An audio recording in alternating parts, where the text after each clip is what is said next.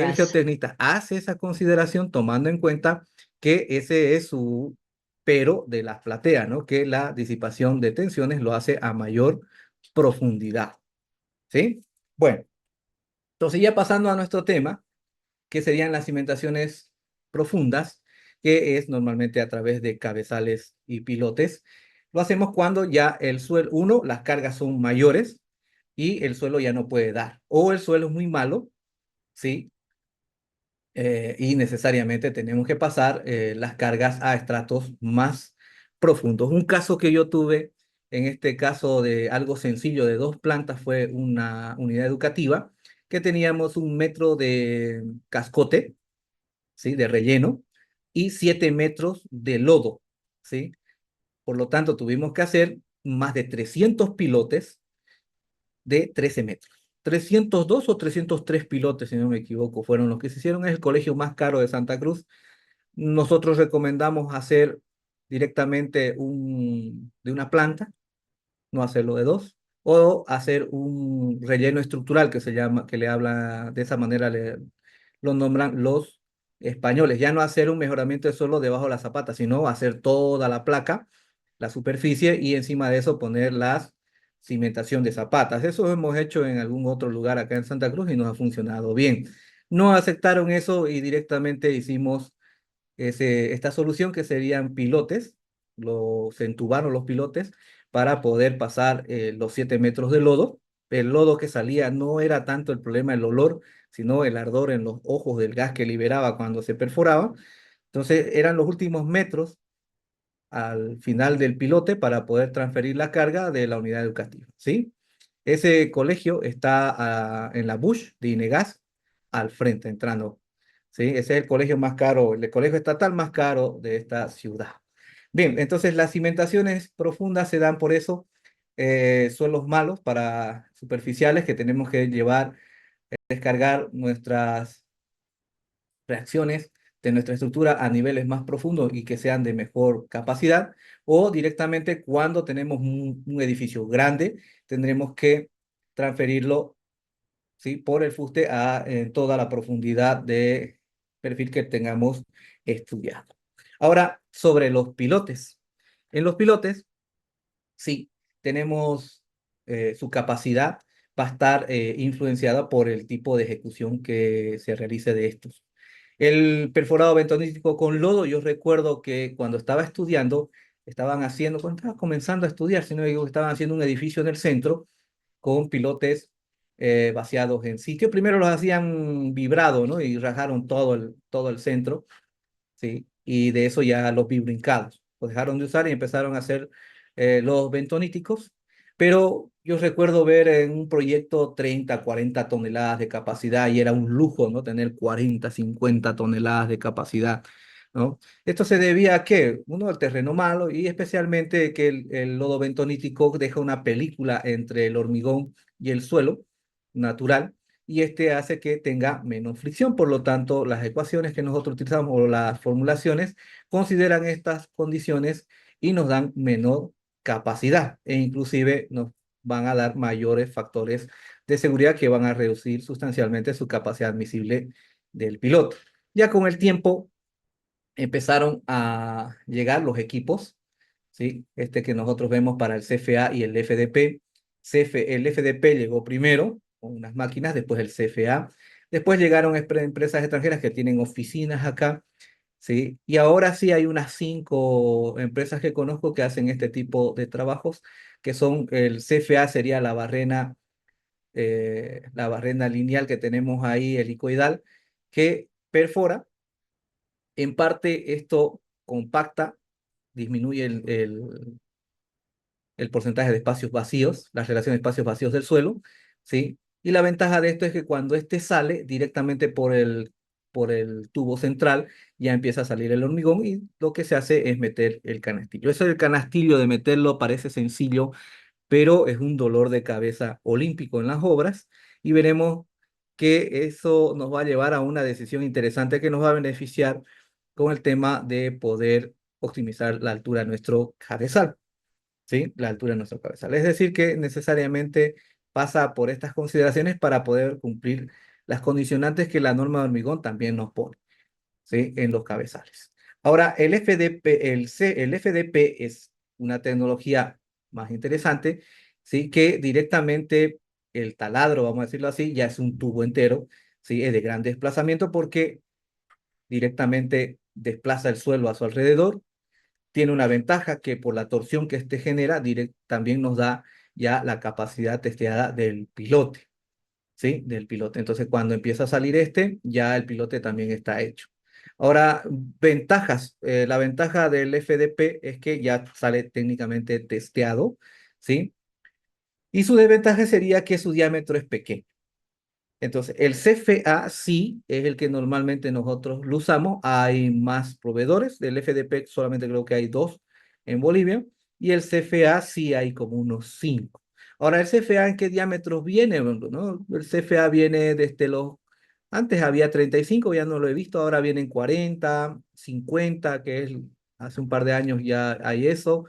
Antes era 40, 60 y 80. Ahora ya apareció el 50 y el 70. Y este último, el año pasado, encontré una empresa que nos ofrecía hacernos el diámetro que nosotros quisiéramos, hacer el equipo para la pieza, ¿no? Para que pueda trabajarse. Complicado, ¿sí? Pero hay esos diámetros para trabajar. Hasta 80 centímetros nosotros trabajamos con los CFA y los FDP son de 32 centímetros, así van variando en pulgadas más que todo estos equipos. Y el gran dilema de los FDP es que son diámetros pequeños. Sus cargas no se discute porque estas son testeadas, funcionan, son un espectáculo, pero veremos que para el cumplimiento normativo que nosotros tenemos en la normativa de hormigón, vamos a tener un dilema. Ahora, los pilotes pueden trabajar a fricción o por punta, ¿sí? Entonces, normalmente en nuestra ciudad, localmente, trabajan por fricción, es decir, son pilotes flotantes y tenemos el trabajo por punta cuando el suelo ya es más resistente. Algunos sectores acá en la ciudad, en Santa Cruz, sí se puede establecer un parámetro interesante para el tema de la resistencia por punta. Recuerdo una empresa de Cochabamba, ¿sí? Que nos dio un informe de mecánicas de suelo para hacer una planta en Vinto. Su informe sobre pilotes era un espectáculo. Tenía unas gráficas para las cargas por fricción y las cargas por punta en función de los diámetros que ellos nos proponían. Y simplemente yo buscaba la longitud que quería, cortaba la gráfica, me daba la fricción me daba la carga por fricción y también me daba la carga por punta. Así ya no los molestaba y podía estar tanteando, ¿sí? Las veces que yo quiera con las profundidades que a mí me convenga. Era interesante. No lo he visto hasta ahora un informe de esa manera y no me acuerdo el nombre de la empresa que hizo eso, pero era un excelente trabajo. Ahora, antes de entrar a los cabezales, vamos a buscar vamos a ver el tema básico del método de bielas y tirantes. Actualmente este método de bielas y tirantes ya está contemplado en la norma de hormigón, en la NB 122-5001, versión 2020, ¿sí? Entonces, este método se inició como referencia bibliográfica de las primeras que encontramos, fue en 1899, cuando se planteó los principios. Sí, técnicamente es cuando nació el hormigón, ya también nació el método de bielas y tirantes. Más adelante, entre el 50 y el 70, se hicieron modelos mucho más complejos, donde ya se podía analizar la torsión, rasantes y cargas concentradas. Son modelos de tipo celosía, ¿sí? Isostáticos. Y esto ha ido evolucionando. ¿Hasta qué punto? Hasta que en 1968 en España, en la norma española, no todavía en ese tiempo no se llamaba EH, ¿sí? Ni tampoco EHE, directamente la norma española de hormigón. En la EH del 80, sí, ahí ya pasó a ser EH, se establecieron los primeros gráficos de regiones D y los procesos que deberían hacerse para las regiones, sí, para este método, ¿no? Entonces, en el 68 ya entraron dentro de las normas, ¿sí? Y en el 80 ya se establecieron ya parámetros mucho más precisos para su estudio. Ahora, ¿en qué se basa este método? Técnicamente se basa exclusivamente en el equilibrio, aplica un planteamiento de una celosía y solo se requiere, sí, solo se requiere saber la tensión de agotamiento de los materiales. Este método, ¿para qué nosotros lo utilizamos? Este método nos sirve para elementos lineales, como las vigas, las vigas para determinar el trabajo por corte, que eso lo vemos en la universidad. Elementos superficiales, una viga alta, ¿sí? De gran peralte. Eso es lo mínimo que estudiamos también para el método de Bielas en la Universidad de Hormigón 2, es donde nosotros lo vemos, de acuerdo al pénsul, ¿sí? A veces el tiempo no da para llegar a esos puntos, ¿no? En avance en semestre. Entonces, los superficiales serían las vigas de gran canto, y los volumétricos, que es lo que nos va a interesar a nosotros, podría ser los cabezales, ¿no? Los cabezales, las zapatas. Entonces, esos son lo que estudia el método de Bielas para elementos de hormigón armado, ¿no? El método, ¿qué incluye? El método incluye una parte de análisis estructural, que sería la solución del sistema de celosías con bielas y tirantes que se plantea, y otra que es el dimensionamiento. En el dimensionamiento lo que nosotros hacemos y lo que nos va a llamar a nosotros la atención es la comprobación del hormigón y el diseño de las armaduras. Yo diré, el diseño de las armaduras no es tanto, ¿por qué? Porque si piden acero, le pongo acero, no pasa nada. Le pongo todo el acero del mundo que me pide. Pero el hormigón va a ser el principal límite, ¿sí? El primer control que haremos para que nos dé un resultado adecuado. Entonces, la armadura, vamos a decir que ayuda, sí, para algunas comprobaciones, pero no es tanto el tema del hormigón, esa comprobación, ¿no? Es la que nos va a llamar la atención. Entonces, ahí en las normas, como dijimos, se define ya, y en todo libro de hormigón vemos que definen como regiones B y regiones D. Las regiones B son donde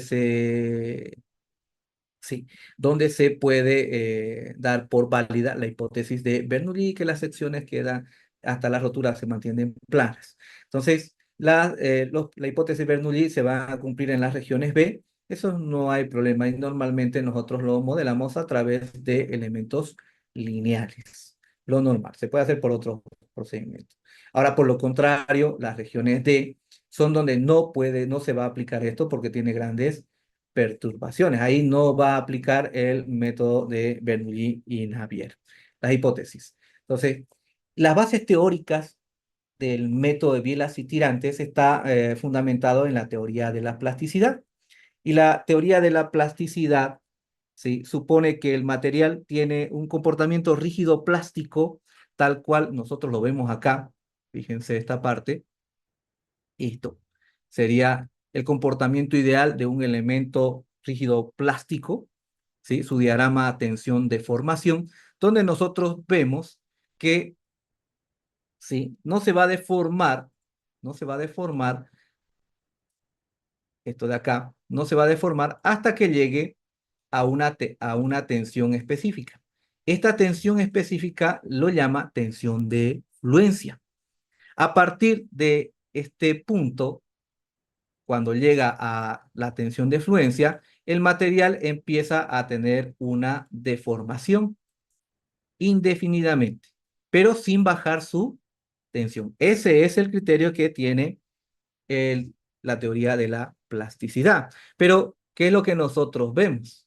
Nosotros vemos en el hormigón, que este sería su diagrama tensión-deformación, este de acá, vemos que sí, evidentemente hay una tensión máxima, que a veces va a ser la tensión de fluencia o tensión de rotura, y después de esto, lo que notamos es que va a tener una deformación, un remanente de deformación. Lo que a nosotros, sí, nos debe importar es que aquí no cumple la condición, en el hormigón, no cumple la condición de un material rígido plástico. ¿Por qué? Porque nosotros notamos que sí se deforma, pero sus tensiones bajan sustancialmente ahí. Por lo tanto, sí, el hormigón no se comporta de esa manera. Igual el otro, ¿no? Es simplemente una simplificación de la realidad, pero que nos va a ayudar para poder determinar dimensionar las piezas. Ahora, este problema que tiene el hormigón hace que sea un poquito más delicado. Entonces, la teoría de la plasticidad aplicado al hormigón lo que hace es directamente para evitar, para poder, ¿sí?, salvar esta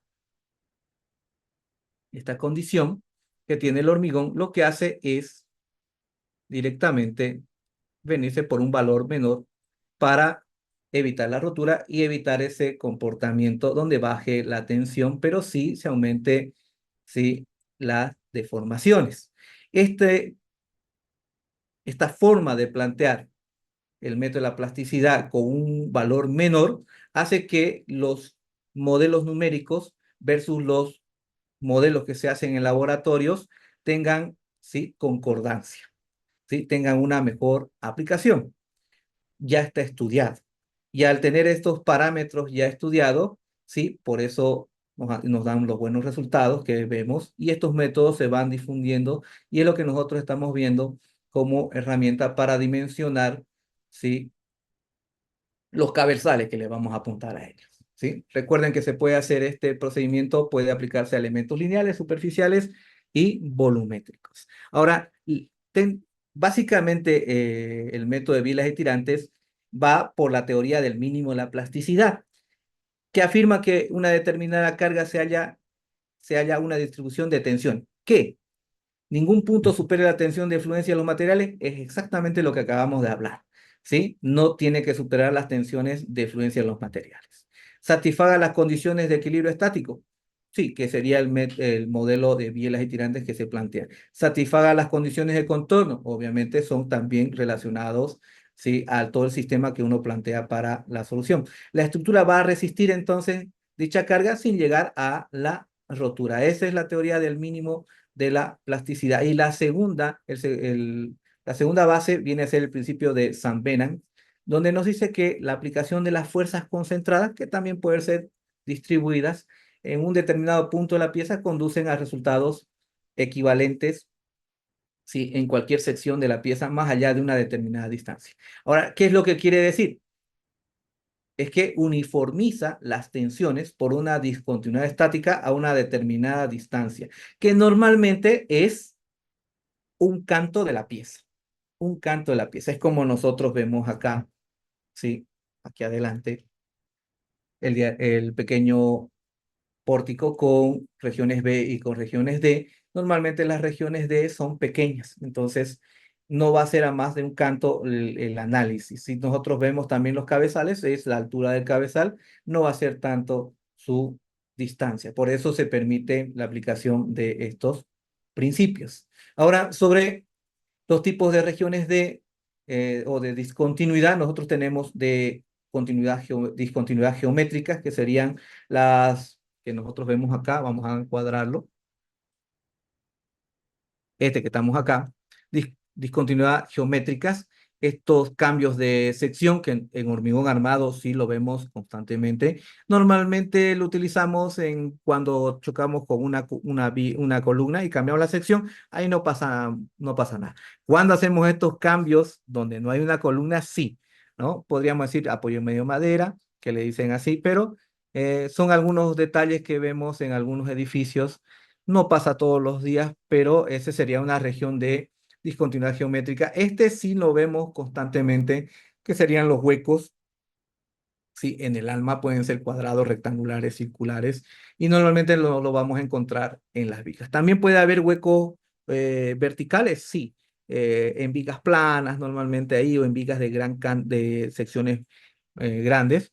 Va a ser lo que normalmente vamos a ver son los tubos, las sanitarias, las pluviales o las de ventilación perforan verticalmente a una viga. Lateralmente son los de aire, los RAD para el tema eléctrico, también los sanitarios, pluviales o de ventilación. O los cambios de sección, que sería el último que lo vemos en los grandes pórticos.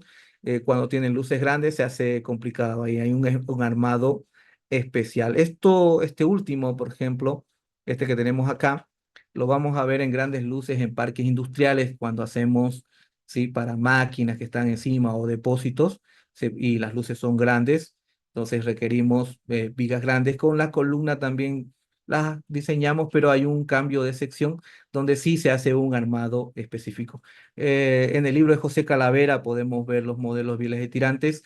En el libro de Mensenwear, en el tomo 3, se puede ver los detalles de armado para este tipo de, para todos los tipos técnicamente. En el tomo 3 de Mensenwear nosotros lo vemos, ¿no? Ahora, discontinuidad mecánica, estática o mecánica, bueno, esto lo vemos en apoyos, sí, en apoyos centrados, concentrados, en cargas. Esto también nos podría hacer un pilar apeado, eso lo vamos a ver constantemente en la ciudad de Santa Cruz, ¿no? Es un clásico de poner parqueo abajo y los departamentos arriba, cosa que nos va a llevar a colocar pilares apeados. Eso todos los días lo vemos. La anterior conferencia fue de sismo, ¿no? El gran problema, yo siempre digo, es no los edificios que vamos a hacer para adelante. Se supone que van a cumplir las condiciones sismo resistentes de la norma 2023, donde está todo ya planteado. En los proyectos que ya hemos hecho, ahí va a ser la evaluación de, ¿sí?, de la respuesta sísmica que estos edificios tengan. No han sido diseñados con ese principio, pero los podemos evaluar y ahí tenemos los pilares que nacen de una viga, que serían los pilares apeados. Y los otros, este último que nosotros vemos acá como ejemplo, serían los clásicos de vigas de puentes donde nosotros postensamos. Ahora sí estamos viendo en obra el las losas postensadas, ¿no? Que sus cargas no son tan extremas como la de las vigas postensadas de puente, pero tienen también ese comportamiento a un H, ¿ven? Todo está a un H porque normalmente las perturbaciones ahí es donde se estudia, ¿sí? Y el que nos interesa realmente viene a ser esto, que son las discontinuidades generalizadas, y estas serían las cimentaciones. El otro es tal cual nosotros vemos como, como elemento básico cuando estudiamos en hormigón armado las regiones D, sería una viga de gran altura. Podríamos decir una viga de gran altura, normalmente se lo verifica como muro de hormigón, los tanques. ¿Sí? Los tanques elevados lo hacemos como muro de hormigón y también hacemos verificaciones como vigas de gran peralte para poder darle las armaduras en la parte inferior normalmente. Entonces, lo que nos interesa a nosotros es este de acá, que sería discontinuidad generalizada y aplicada a las cimentaciones. Visto lo básico del tema de bielas y tirantes, lo que vamos a hacer ya es entrar en tema específico de qué hacen los softwares. En este caso, CIPECAD, CIP Ingenieros en su software CIPECAD y CIPE 3D ha implementado un módulo de cabezales o encepados. En cabezales sería para Latinoamérica y encepados para Europa, ¿sí? Donde tenemos una serie de tipologías, ¿sí? Una serie de tipologías ya estándar, de las más utilizadas desde un cabezal con un pilote, los lineales de 2, hay lineales de 3, hay los triangulares de 3, los cuadrados de 4, cuadrados de 5, los pentagonales de 5, de 6, hexagonales de 6 y hexagonales de 7, y este que es el M por N, ¿no? Este que me va a permitir M por N. Entonces, cuando salió este módulo, en los 90, si no me equivoco, ¿sí?, podíamos hacer M por N y así aplicaba el método de Biela, el método de los momentos, y era interesante porque podíamos trabajar, ¿no? De que tenía un límite para hacer un monstruo de cabezal, sí tenía límites, pero ya después veremos que ha habido unas implementaciones que hacen que esto, el último que estoy marcando, tenga una condición especial. ¿Sí? Tenga una condición especial. Si nosotros vemos otros software, ¿sí? Los otros software máximo llegan hasta 5 pilotes, o sea, hacen 1, 2, 3, 4 y 5. Cuadrados hasta 5, no más. Y veremos el por qué. En España yo pregunté por qué no utilizan como nosotros M por N, que hacemos un sembradío de pilotes acá en Bolivia. Los brasileros también no están acostumbrados a hacer un sembradío de pilotes, ellos utilizan tubulones. Los españoles llegaron en las Olimpiadas a Brasil y para los brasileros fue algo, un choque cultural técnicamente en el tema de estructuras, que hacían todo con estacas, le dicen los brasileros, pilotes para nosotros. Los españoles que empezaron a trabajar lo hacían todo con pilotes, entonces tuvieron que implementar normativas ¿sí? Adicionales para cubrir estos elementos, porque los tubulones eran de uso general. Irónicamente, ahora en Brasil todo se maneja con pilotes. Ahora, dijimos que este módulo viene con estas tipologías. Casi generalmente la totalidad de nuestros proyectos podrían ser absorbidos con este tipo de tipologías de cabezales que nos plantea este módulo de encepados o cabezales. Ahora, ¿se puede hacer otros modelos diferentes? Sí, se puede hacer. Puedo meterle diferentes tipos de pilotes, puedo modelar los pilotes que yo quiera, de la forma que yo quiera, ¿sí? Y con el cabezal que a mí se me ocurra. Eso lo veremos la próxima semana, ¿sí? La próxima semana. Ahora, lo que sucedió es que este módulo era un módulo avanzado que puede combinarse con vigas de equilibrio, vigas de arriostre. Las vigas de arriostre, por ejemplo, se utilizan para los cabezales de un pilote que tiene que arriostrarse en los dos sentidos, y en los cabezales lineales de 2 de 3 la norma española específica, la norma ACI no. ¿Sí? En el libro de José Calavera y en el libro de Jiménez Montoya, también vas a encontrar que nos pide un arriostramiento perpendicular al eje de los pilotes, mínimo con una viga de arriostramiento. ¿Sí? Ahora, en el 2012, 6 de noviembre para ser específico, se implementó el CIPE 2013.E con un nuevo, ¿sí? Con un nuevo módulo que se llama módulo Stru 3T. Entonces, a este se le aplicó lo que nosotros vimos, los principios básicos, que es el método por modelo de bielas y tirantes. Este se estudió, ¿sí? Con financiamiento europeo de desarrollo regional, el Instituto de Ciencia y Tecnología de Hormigón de la Universidad de Valencia, el Centro de Desarrollo Tecnológico Industrial, ¿sí? Y CIPE Ingenieros. Yo recuerdo que justo cuando en España estaba complicado, entonces se pusieron a la tarea y estos modelos que se sacaron se contrastaron con elementos finitos tridimensionales. Recuerdo el comentario de uno de ellos que las personas que participaron, había un doctor que era una eminencia en métodos bielas y tirantes, contrastado con modelos de elementos finitos. Él es el que más aportó en este desarrollo, ¿sí? Lo que veremos entonces es que cuando nosotros utilizamos ahora el módulo de cabezales o encepados, lo que hace el software es aplicar el método de bielas y tirantes. Y dijimos que en la norma boliviana nueva que nosotros tenemos en la 2020, la de hormigón, que es la NB, implementa ya en su capítulo 23 todas las condiciones para aplicar el método. Entonces, ¿qué es lo que hace el software? Plantea un modelo de bilas y tirantes a cada una de las combinaciones. Recuerden que en vigas y en losas hay envolventes, en columnas y zapatas, combinación. ¿Sí? Combinación. Entonces, para cada una de las combinaciones, lo que el software va a hacer es generar un modelo de bielas y tirantes. ¿Sí? Y en función de esto, las bielas se comprobará el hormigón y en el tirante se calculará la armadura. Lo que a mí me interesa entonces es la asignación de las áreas de las bielas, que eso es lo que nosotros vamos a ver dentro de un momento, que está en función de las dimensiones del soporte, inclinación de esta y variación de tensiones, dice, para verificación de tensiones máximas permitidas por la norma. El tamaño del soporte va a ser para la verificación del nudo, pero para la asignación del área vamos a ver que está directamente relacionado con el pilote.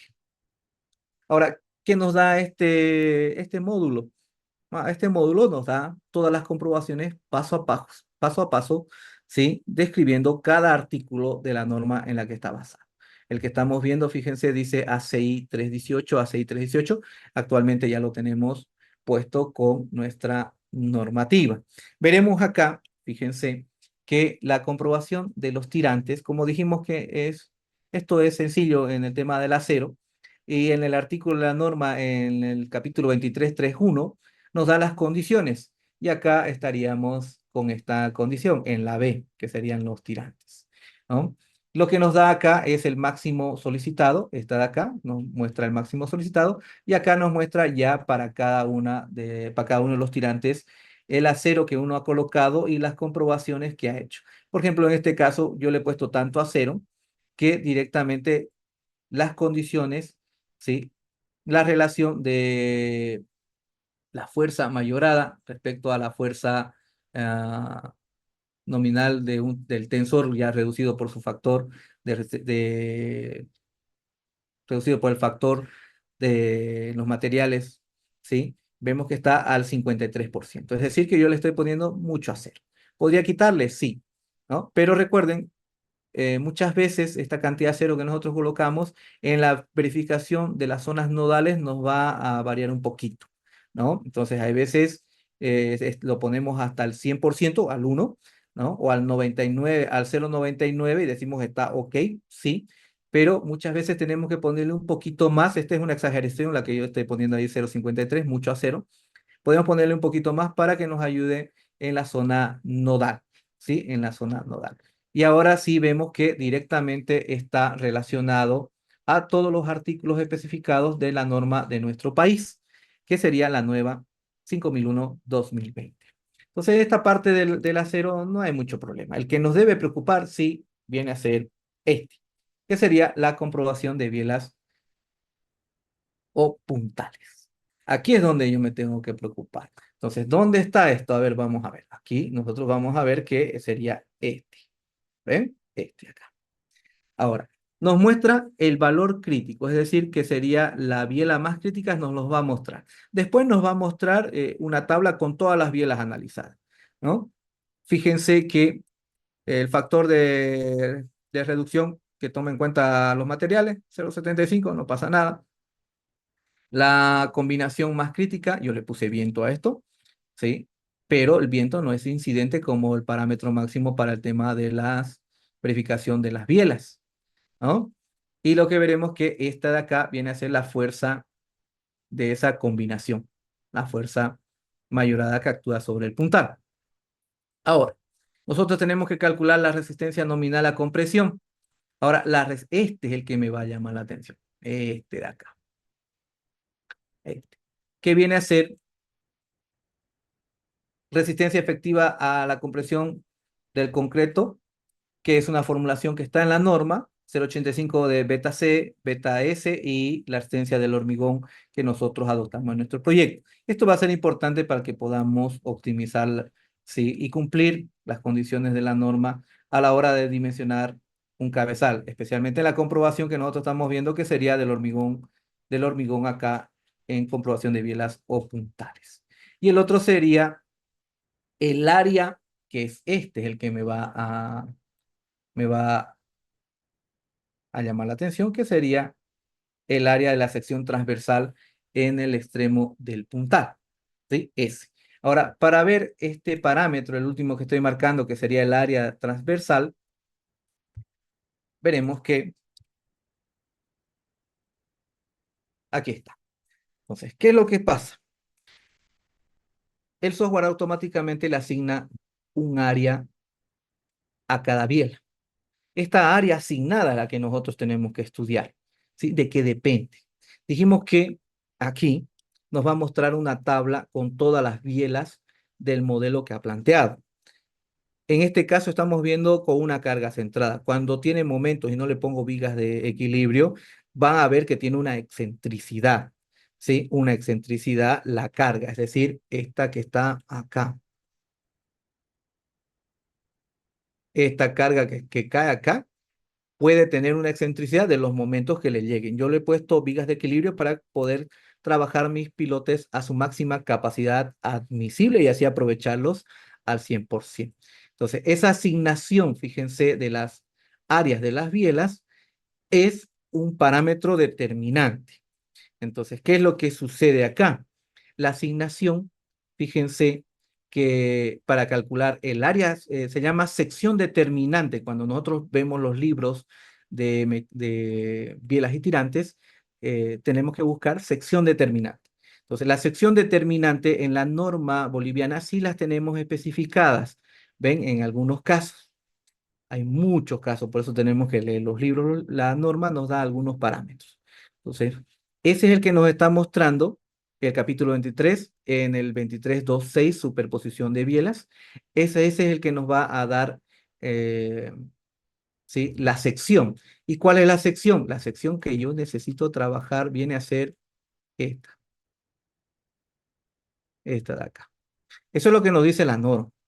¿Y qué nos dice el soporte de CIPE, pues, ¿no? De la empresa? El soporte de la empresa nos indica que para la asignación de la biela es directamente esta formulación, donde va a depender del diámetro del pilote, ¿sí? Asume un ángulo de 45 grados hasta llegar a la armadura. ¿Listo? Por eso es importante ver cuando uno diseña en los software, aprender bien cómo lo hace internamente. Y para eso está el soporte técnico. Obviamente que para eso tenemos que tener una licencia legal. Entonces tenemos la penetración, que es el parámetro que nosotros introducimos, que sería la parte todavía maciza del hormigón. De ahí para arriba se desmocha y se trabaja con los pelos, ¿cierto? Encima de eso se pone la galleta y se coloca, sí, las armaduras. Entonces esa distancia que tiene es de 40, se toma un ángulo de 45 grados y ahí recién se considera el ángulo A. El ángulo A vendría a ser relacionado directamente al que nosotros tenemos acá entre A y teta. ¿Ven? En función de esto determinamos lo principal, que es lo que nos interesa, sería B. Y para la asignación de las áreas, para cada una de las bielas va a depender del diámetro del pilote y el ángulo, ¿sí? A o teta. Y al final B, vamos a ver que para pilotes cuadrados es B al cuadrado y para pilotes circulares la biela tiene una asignación con una gráfica de un círculo, ¿no? Un área. Es pi por B al cuadrado sobre 4. Entonces, para poder cumplir, porque esto es el problema, es esto. Fíjense que ya lo tengo al 97%, al límite. Por eso yo digo que el acero ahí no hay mucho dilema. ¿Por qué? Porque si el hormigón revienta, no hay sentido ponerle ya acero. ¿Por qué? Porque internamente el hormigón se fracturó. Entonces, el método de la plasticidad nos dice que si nosotros logramos, ¿sí?, hacer todos los pasos necesarios, se diseña adecuadamente y esta pieza lo va a soportar sin llegar a la rotura. ¿Sí? Ahora, yo lo tengo al límite 0,97. Entonces, ¿qué parámetros tengo para poder trabajar y cumplir? Ya en la próxima semana yo voy a mostrar, sin dar nombres, obviamente, mostraré unos cabezales olímpicamente gigantes. Unos no se hicieron de esa forma, los corregimos. Otro proyecto, el arquitecto se lamentaba de haber hecho conforme a los planos porque hizo un monstruo de hormigón, las cimentaciones para 5 pisos, ¿sí? Y se gastó, ¿sí? La mitad de su presupuesto de estructura se metió solamente en los cabezales. Y me decía, lo hice exactamente como el ingeniero me lo pasó. Un monstruo de cabezales, ¿sí? Un monstruo. Yo la próxima semana, sin dar nombres, obviamente, o sea, solamente va un pedacito del plano, unas fotos, no tan claras tampoco, porque no me lo pasaron tanto así. Veremos cómo el desconocimiento de estos criterios que estamos viendo hace que los cabezales sean absurdos. ¿No? Sean absurdos. Entonces, la optimización técnicamente no es tanto optimización, sino el conocimiento de cómo trabaja. Y es lo que nosotros estamos viendo en los principios básicos de bielas y tirantes. Y aquí estamos viendo que el diámetro del pilote es la clave, ¿sí? Y la altura del cabezal. Entonces, la altura del cabezal me va a dar el ángulo de la biela. A mayor ángulo, ¿sí? A mayor ángulo vamos a tener mayor área de asignación. Y esa mayor área de asignación vamos a tener una tensión menor, o diría, vamos a tener una tensión mayor cuando tenemos más área asignada y comparado a la fuerza que le llega a la biela, seguramente vamos no a estar al 97%, voy a estar menos, pero tampoco quiere decir que yo lo lleve al 0,53 como el acero, sino lo que yo busco es hacer un juego entre el tamaño del diámetro del pilote, la altura del cabezal y la resistencia del hormigón, porque una de las variables viene a ser esa. ¿Ven? La resistencia del hormigón. Entonces, en fundaciones es un clásico trabajar en edificios es un clásico trabajar en columnas, en edificios grandes, un H30 en las columnas. En los cabezales trabajamos con H250, H30, H35, H40 y este último ya me autorizaron a trabajar hasta con H50, ¿sí? Con 500. Normalmente llegamos a un H40. Entonces, los cabezales, para poder cumplir las condicionantes que nos da la norma en su capítulo 23, cuando utilizamos el método de bielas y tirantes para solucionar este tipo de elementos, ¿sí? Vamos a tener condicionantes como el diámetro del pilote, dijimos, la altura del cabezal y la resistencia del hormigón. ¿Para qué? Para poder sacar algo coherente, ¿sí? Algo coherente.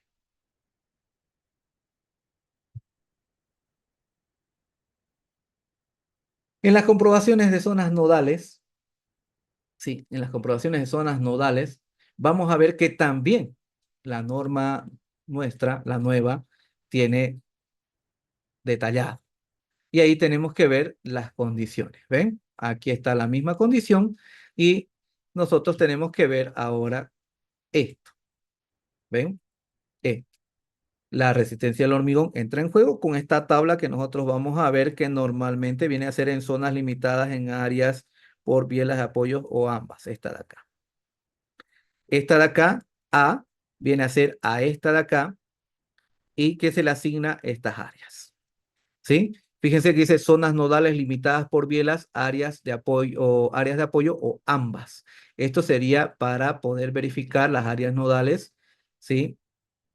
En los puntos de partida. Ahora tenemos cuando ya hay tirantes en juego y hay más de un tirante o más de una biela, ya tenemos la condición, ¿sí? La condición C, zonas nodales que anclan dos o más tirantes, sería esta condición, ¿sí?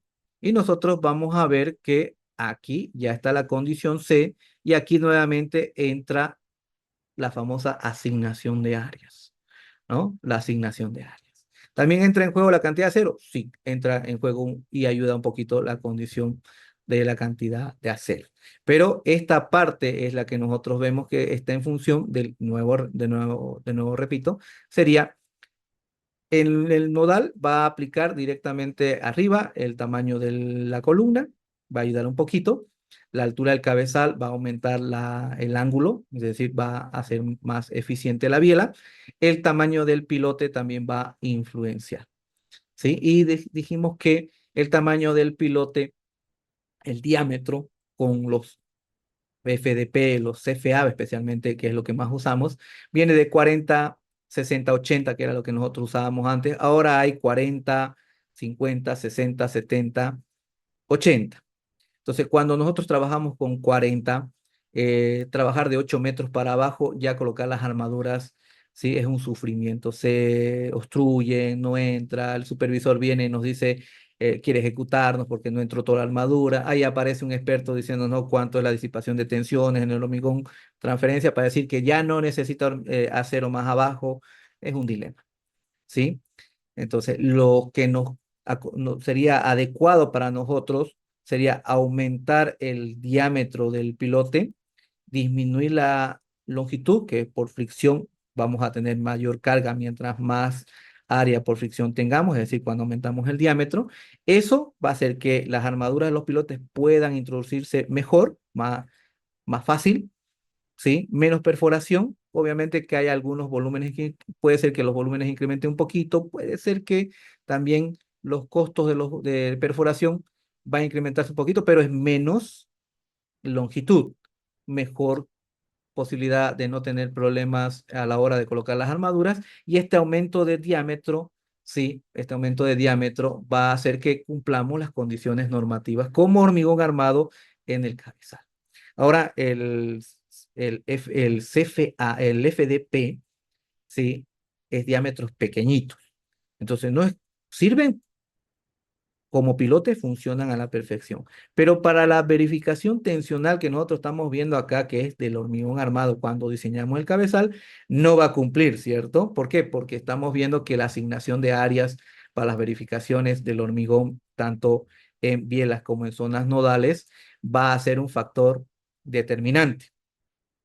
Entonces, ¿qué hacen? En España lo que vi que hacen es hacen el trabajo con los FDP y luego lo que hacen es encamisar los primeros 3 o 2 metros y hacen que ese pilote sea de mayor diámetro. ¿Para qué? Para poder cumplir las condiciones tensionales exigidas en el dimensionamiento del cabezal. A ese punto he visto trabajar y de esa manera los europeos lo salvan. En España sí lo he visto. ¿Listo? Entonces, esta parte ya lo veremos de los cabezales con ejemplos reales, dijimos. Les mostraré cómo se ha hecho en edificios de 15, de 13, 15, 16 plantas, cómo se ha logrado solucionar y qué resistencia es el hormigón, qué diámetros se ha colocado. ¿Sí? Ahora, lo que se está colocando en edificios grandes no son cabezales, ¿cierto? Ya eh, son plateas pilotadas. ¿No? Plateas pilotadas. Lo que he visto es, en algunos casos he visto cosas bien complicadas, eh, espesores pequeñitos y uno, dos, tres pilotes ahí regados y esa es una platea pilotada. Las losas o plateas pilotadas, losas combinadas con pilotes, LCP abreviado, y los alemanes son los que han desarrollado esto. Una de sus experiencias, una de sus primeras experiencias fue la estación de trenes de Berlín, donde se utilizó y se instrumentó para poder estudiarlos. Y de ahí viene KPP, que sería la abreviación en alemán de losas combinadas con pilotes o plateas pilotadas. ¿Sí? Y en inglés ahí lo tenemos también. ¿Sí? Y este tipo de fundaciones ya desde el año 70, de los 70, o sea, por eso yo les digo, una de sus experiencias de los alemanes fue la estación de Berlín. El que haya ido al Mundial o demás, Olimpiadas, creo que fue por allá, había unos amigos que me dijeron que sí estuvieron ahí. Esa estación fue platea pilotada, con muros primero de pantallas y después se piloteó y se puso la platea y se hizo también un trabajo para la supresión, ¿sí?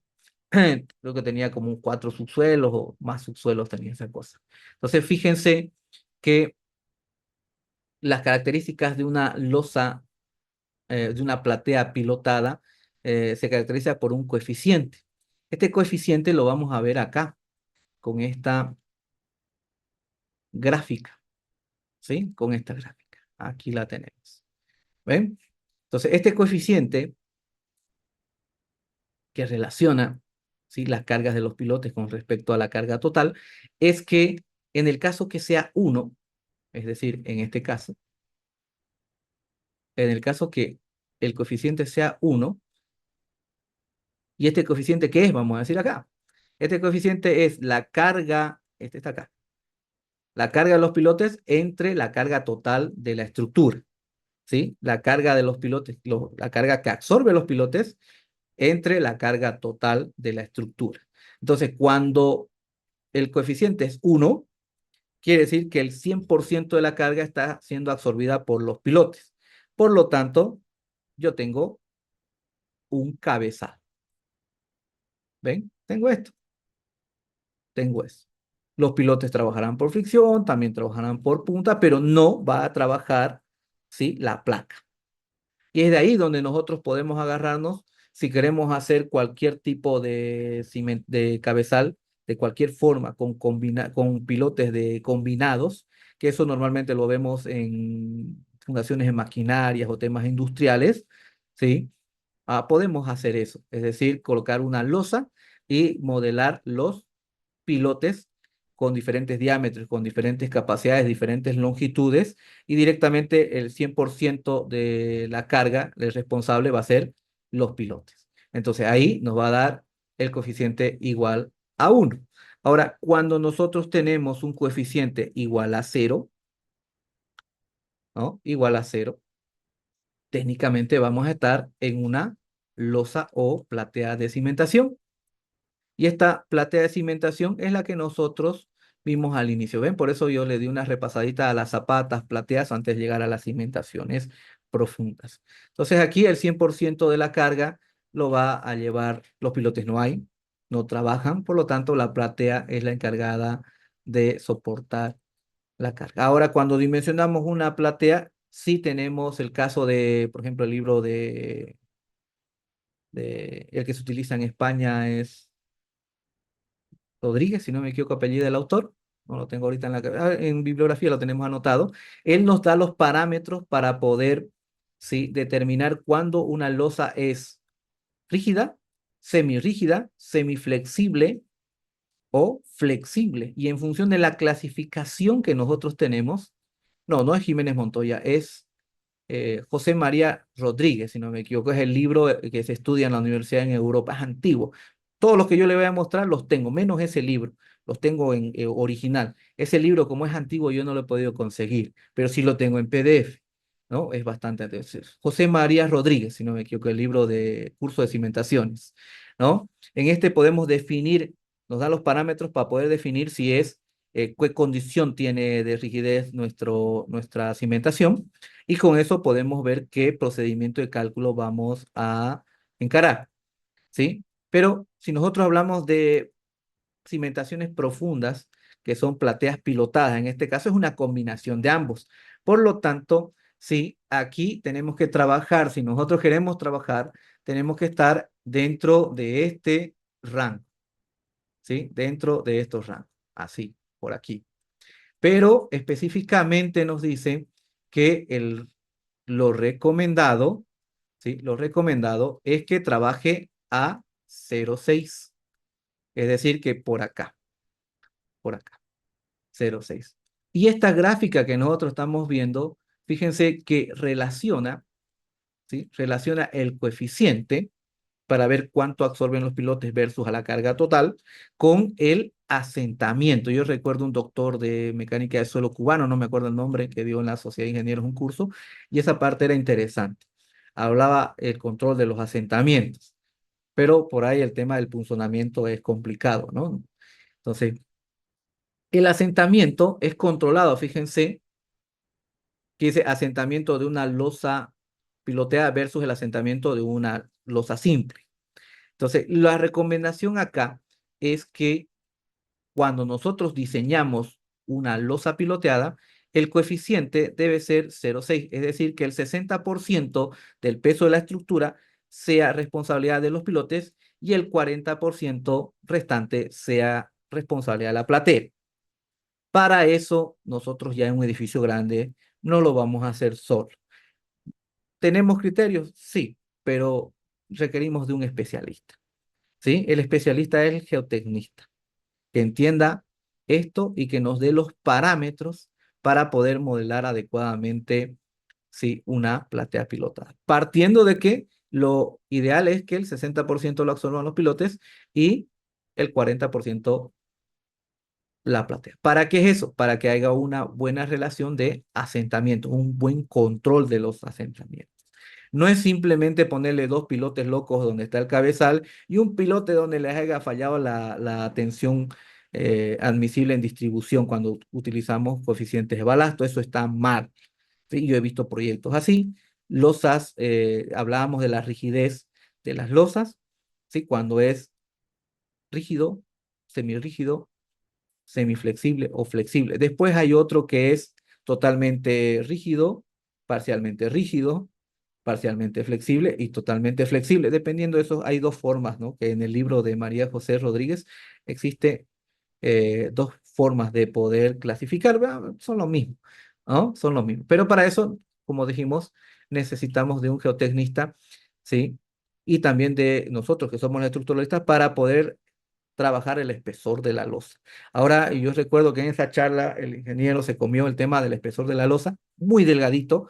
Se hacen comprobaciones por punzonamiento de los pilotes y también del soporte, de las cargas, es decir, de las columnas que llegan a la platea.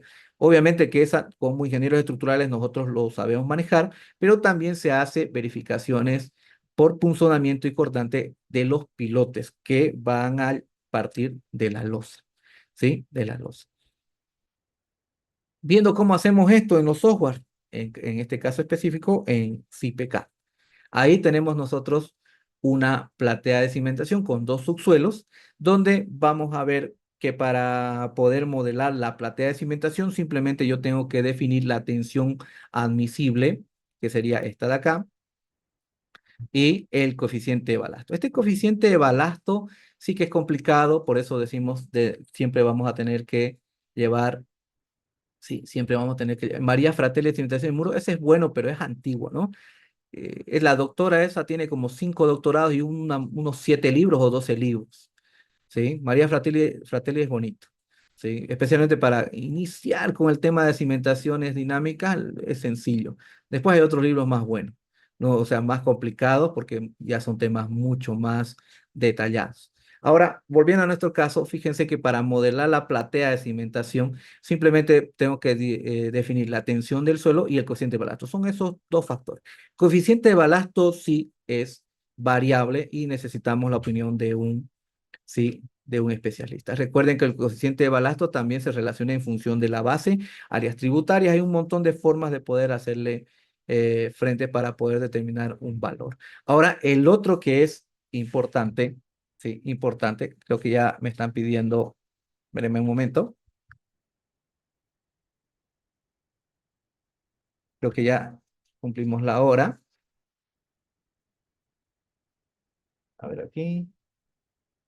Ya, bueno, entonces estamos en lo último. Fíjense, para poder definir el coeficiente, para poder modelar los pilotes, lo hacemos con columnas y abajo colocamos unos pedacitos de losas de cimentación. Este pedacito de losa de cimentación tenemos que reflejar la rigidez, ¿sí? La rigidez axial del pilote, que es técnicamente la rigidez. Ahora, ¿qué es la rigidez tensional? La rigidez del pilote técnicamente es, por ejemplo, acá tengo que es la carga aplicada dividida por el asentamiento. ¿Sí? Dividida por el asentamiento. Entonces, la carga del pilote dividido entre el asentamiento de, que es 1 pulgada, que es lo que nosotros manejamos, directamente nos va a dar, sí, la rigidez axial del pilote si nosotros queremos verlo de esa forma simplificada. Y porque los cachitos estos que nosotros manejamos de 1 metro, 1 metro cuadrado con 1 metro se hace metros cúbicos y tenemos el coeficiente de balasto opuesto. Entonces, con eso nosotros podemos modelarlo. La próxima semana yo les voy a mostrar una platea y veremos cómo podemos determinar si es el 60% o cuánto es lo que absorben los pilotes. Y ya para terminar, porque se nos acabó el tiempo, ¿sí? Método de bielas de tirantes, ¿sí?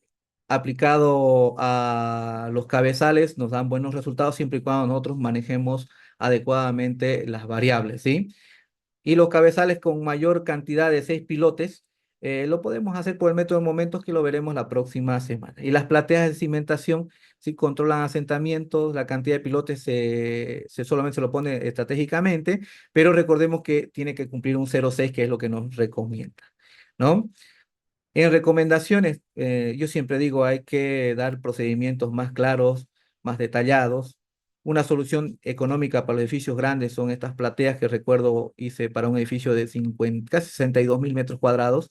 Hicimos una solución que salía mucho, mucho más económica con la platea de cimentación. Y la capacitación técnica es importante. Fíjense que capacitación técnica, digo, mostrándoles esto. Este es un edificio que el año pasado me llegó, es un desastre, ¿sí? Hay un juego de todo el rosario de los diámetros, eso en las vigas, en las columnas, en las losas, pero lo que casi nos desbautizamos cuando vimos esto fue eso. ¿Ven? 10 pisos de alto este edificio con zapatas y las zapatas medianeras no tienen vigas de equilibrio, no tienen, es un total desconocimiento. El ingeniero desapareció cuando le dijo a la propietaria que lo aprueben la sociedad de ingenieros. Entonces, por eso nosotros decimos capacitación. En parte, el Congreso de Estructuras ayuda un poquito, pero ya los institutos, universidades, sociedad de ingenieros, colegios de civiles, ya con capacitación serían cursos que sean específicos y duren más tiempo. Sobre la bibliografía, eso es lo que les comentaba. El de cimentaciones de José Calavera es muy bueno para el zapatas y para zapatas, más que todo, ¿no? Y un poquito de cabezales. El libro de José María Rodríguez, ¿ven? Ese de cimentaciones, curso aplicado de cimentaciones, es muy bueno. CIPEC Ingeniero se basa mucho, parámetros que no están en la norma, se basa en este libro. Y el de Fundaciones Profundas de Urbano Rodríguez es muy bueno con sus ejemplos. Son 3 libritos chiquititos. Está en internet si ustedes lo buscan. En Edificios Altos ese libro es muy bueno. Yo les dije, todos los tengo menos el de Urbano, el de José Rodríguez. ¿Sí? El de Edificios Altos es muy bueno para el que quiera dedicarse a edificios grandes. Está todos los aspectos cubiertos en ese libro.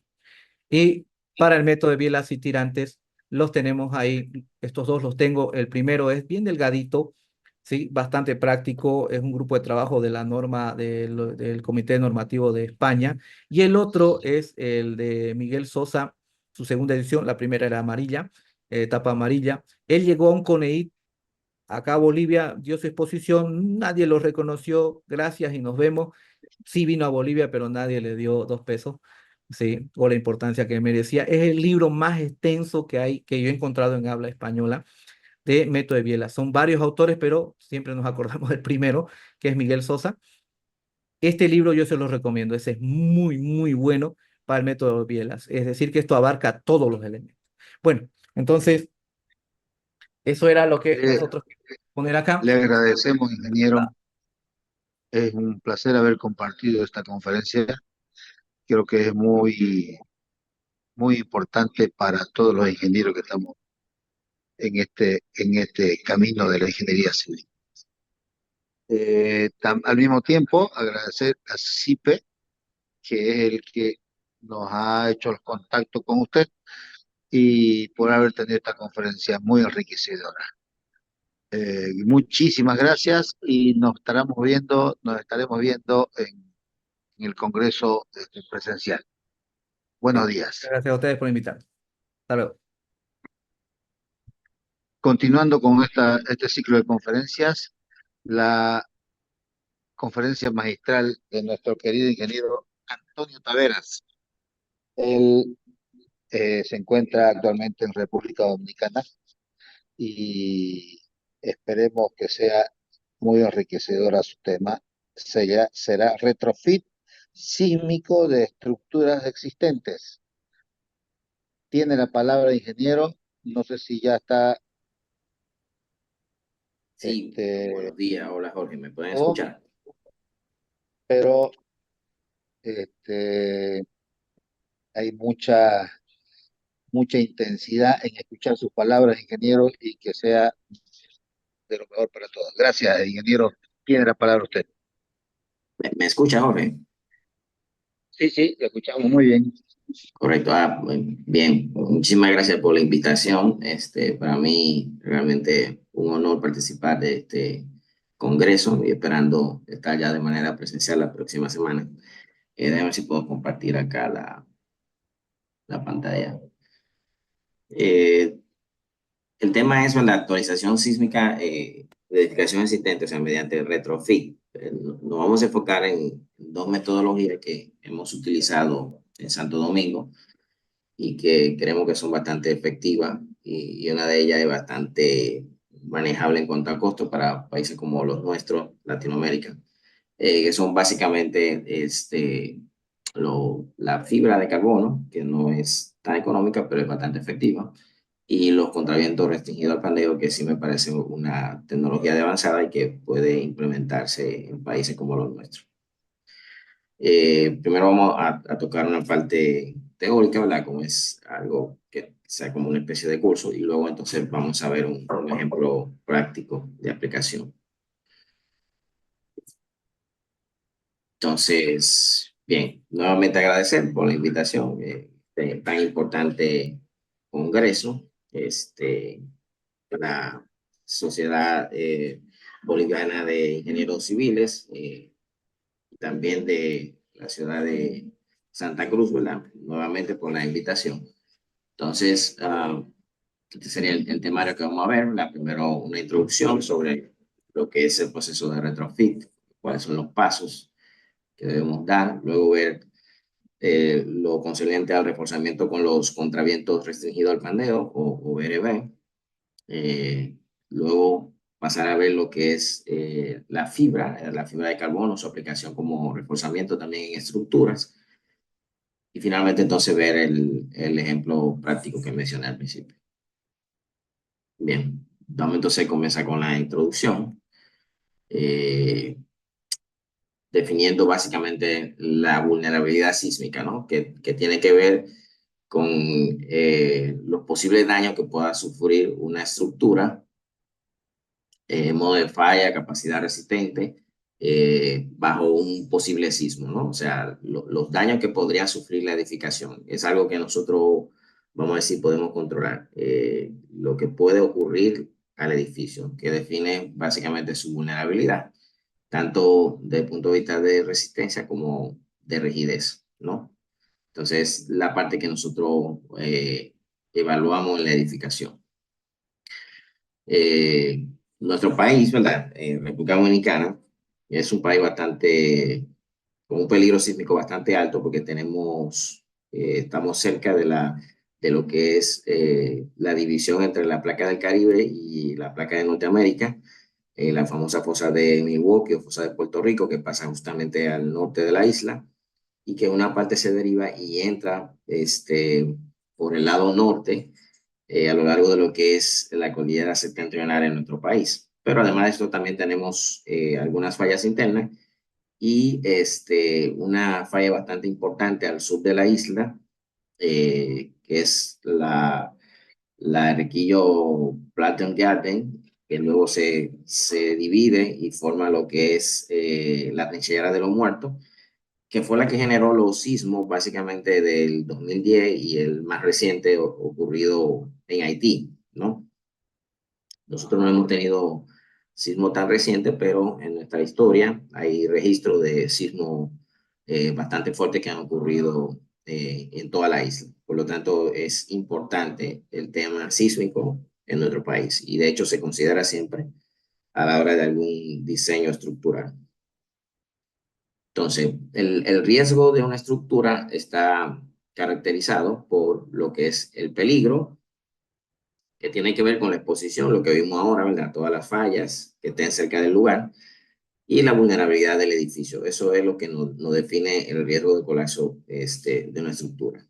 Como ustedes entenderán, la parte de peligro nosotros no la podemos controlar, sino que eso se define en función del lugar donde se vaya a construir la estructura, ¿no? ¿Qué exposición va a tener a los sismos, ¿no?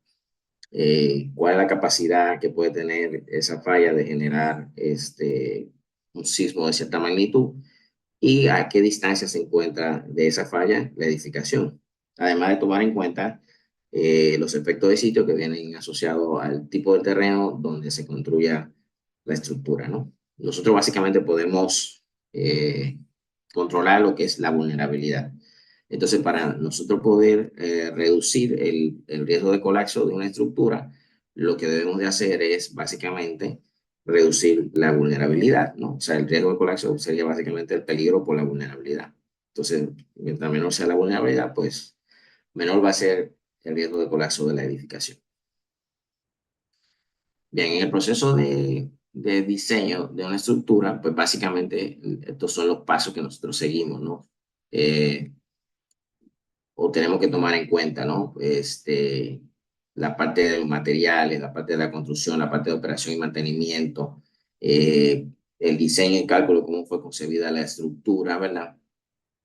Importante cómo fue construida, y luego la operación y el mantenimiento de esa estructura. También la parte de control de calidad que se siguió durante la construcción para garantizar que los materiales cumplan. Todo eso, ¿verdad? Va a impactar en lo que es el comportamiento. O sea, no es solo una variable, sino que todas impactan en lo que es el comportamiento, que tiene que ver, o vamos a decir, el comportamiento lo podemos considerar en dos vertientes, lo que es la resistencia, que muchas veces solamente nos enfocamos en la resistencia de la edificación, ¿verdad? Y lo que es la rigidez, ¿no? Su funcionalidad, cuánto se va a deformar, etcétera, etcétera, etcétera. Y entonces esas dos variables es lo que definen la vulnerabilidad. O sea que a la hora de evaluar una edificación existente, tenemos que tomar en cuenta todo esto, ¿no?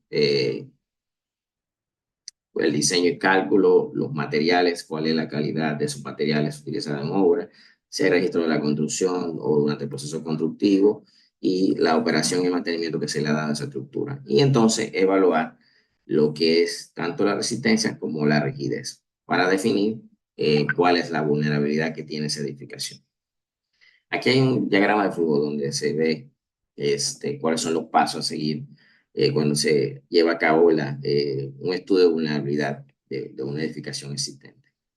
El primer paso obviamente sería la recopilación de información. toda la información posible, ¿verdad? Mientras mayor información se tenga, pues mucho mejor. A medida que las estructuras son más viejas, pues es mucho más difícil obtener información sobre dicha estructura.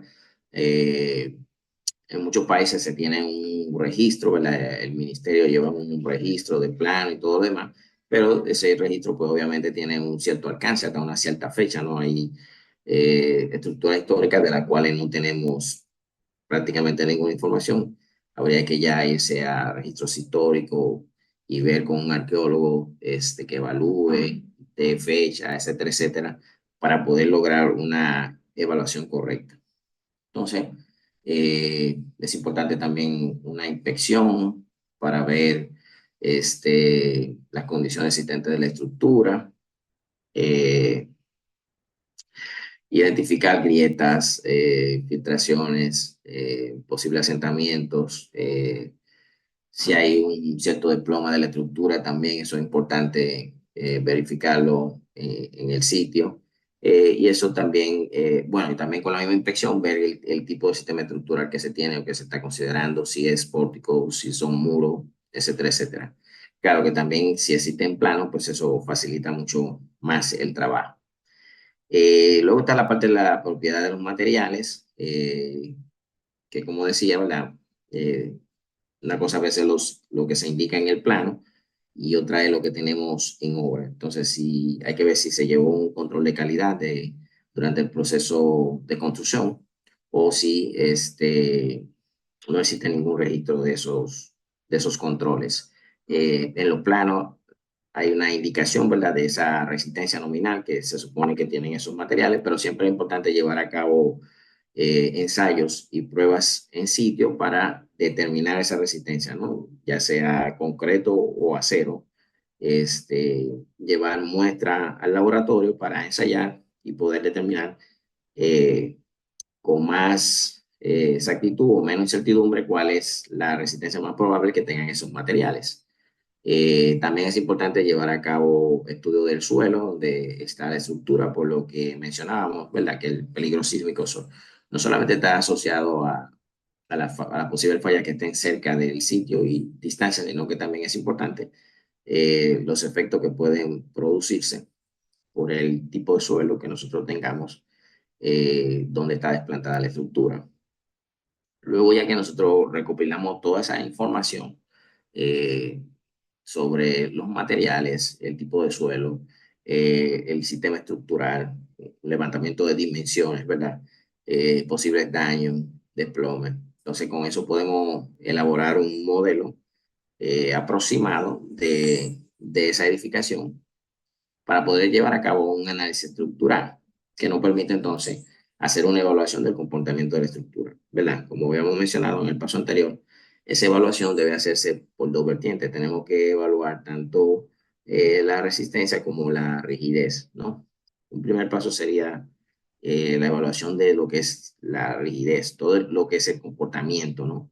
Si la estructura tiene rotación, si la estructura tiene piso suave, si la estructura tiene piso débil, este, cuál es la rigidez lateral de esa edificación, si los sistemas de cierre están conectados a los pórticos, todo eso en lo que es la parte de evaluación, para entonces luego pasar a evaluar la resistencia de cada uno de los elementos que componen la estructura, ¿no? Ya sea muros, vigas o columnas, en función del armado que tienen esos elementos, que es otro punto importante, que aunque no lo mencioné al principio, ¿verdad? Dentro de la recopilación de información está la parte de la determinación de la armadura que tienen cada elemento, ¿no? Eso también, igual, si existe en plano, se facilita bastante, porque en los planos, pues, hay una indicación de esa armadura, pero de todas maneras habría que verificar en campo. Se utilizan, por ejemplo, escáner, pero scan para poder eh, determinar ese acero sin tener que dañar la estructura existente. También se podrían hacer calas, pequeñas calas en las vigas, o sea, picar un poquito la viga para determinar, o la columna para determinar ese armado, comprobar recubrimiento, etcétera, etcétera. Pero lo más recomendable es utilizar el ferroescáner, que claro, el ferroescáner tiene también sus limitaciones. Entonces, en base a esa evaluación del comportamiento, pues nosotros vamos a ver si la estructura existente cumple o no. Si no cumple, pues entonces habría que hacer una propuesta de reforzamiento en función de esos resultados, ¿verdad? Ver lo que es la rigidez, si no cumple, entonces no necesitamos mayor rigidez, cómo debemos distribuir esa rigidez en el edificio, ¿verdad? Si hay excentricidades importantes. Y ver también la resistencia, si el edificio requiere mayor resistencia global, o sea, que tengamos que agregar elementos como muros o columnas, o reforzar los existentes, que también podríamos darle capacidad de formación, o sea, no solamente aumentar la resistencia, sino que también tenemos la opción de darle capacidad de formación. Luego de eso, ¿verdad? Si cumple, entonces, pues simplemente sería ya hacer el informe final con planos y especificaciones. ¿De acuerdo? Una pregunta, Jorge. Las preguntas entonces quedan al final. Ahora no hay ningún tipo de pregunta, ¿no?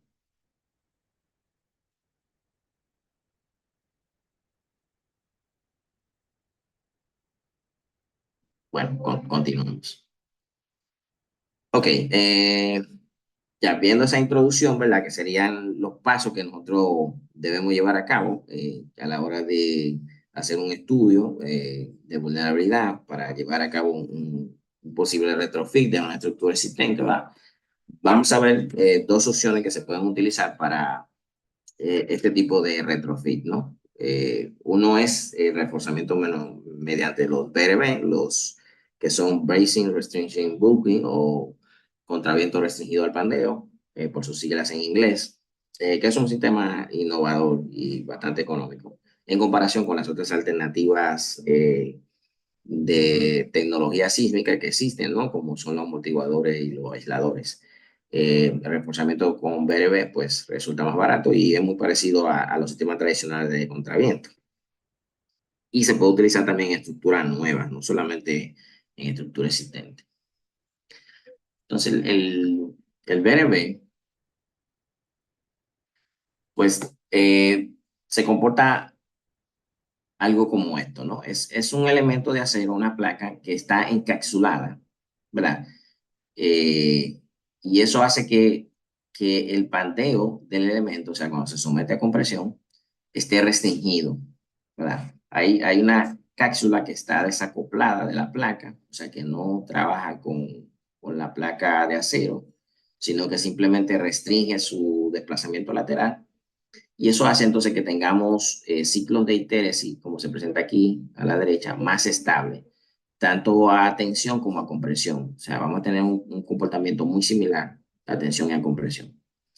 En un contraviento tradicional, vamos a decir, ¿qué es lo que pasa? Cuando nosotros aplicamos una fuerza, pues básicamente trabaja el contraviento a tensión, ¿verdad? Que trabaja fluencia, a tensión, y entonces el contraviento a compresión, pues básicamente se pandea, no fluye a compresión, sino que hay un pandeo, ¿sí? En este caso se supone que este sistema estructural tradicional de contraviento está diseñado, ¿verdad? Para que el contraviento tome toda la carga, mientras que la columna de viga permanece en el rango elástico. Luego, cuando hay un cambio de signo del sismo, de la fuerza, pues pasa lo contrario. El que estaba a compresión pasa a trabajar a tensión, fluye, ¿verdad?